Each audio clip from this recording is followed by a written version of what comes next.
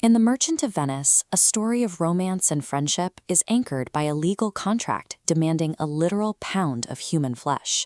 The tension begins in Venice. Antonio is a wealthy merchant suffering from a strange, lingering sadness. His closest friend, Bassanio, has a much more practical problem.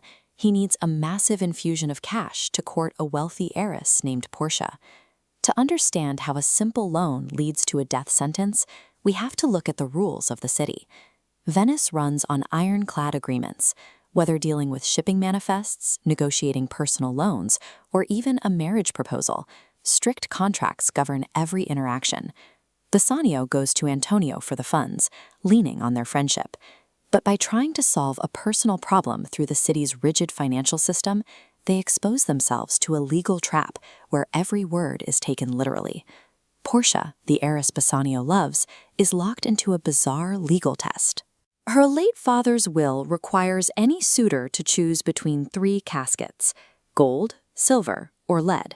If they pick wrong, they leave empty-handed.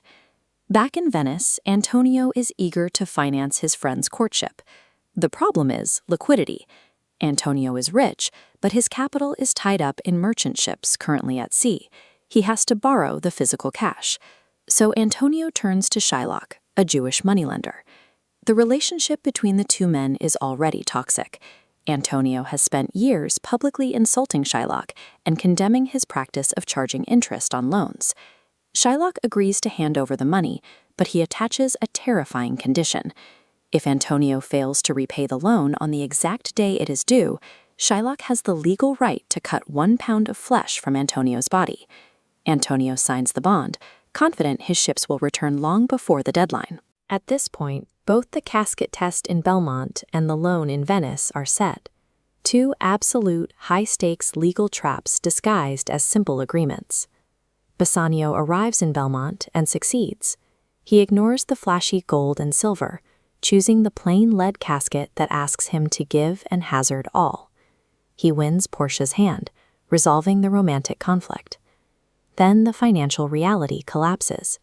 Word reaches Venice that Antonio's entire fleet is lost at sea. His wealth is gone, and the loan immediately defaults.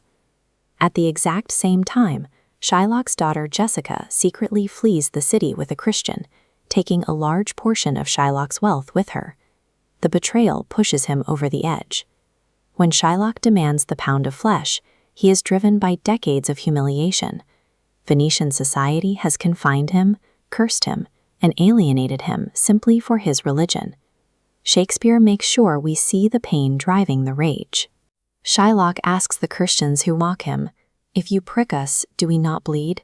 He demands to be recognized as a human being. Denied that humanity, he uses the only leverage he has. A standard debt agreement becomes a deadly weapon. The climax pulls everyone into the Venetian courtroom. The romantic characters from Belmont stand face to face with the rigid financial laws of Venice. Portia arrives disguised as a young male lawyer. She begs Shylock to show mercy, arguing that forgiveness benefits both the giver and receiver. Shylock refuses. He demands strict, uncompromising justice based on the letter of the law.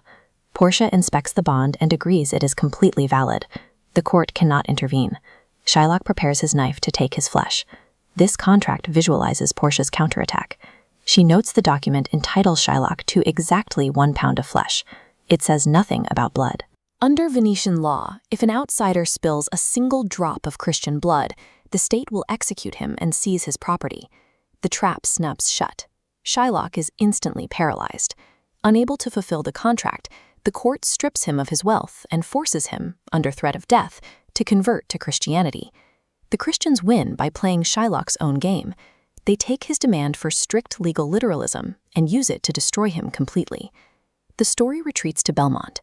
Antonio learns that some of his ships have miraculously arrived safely.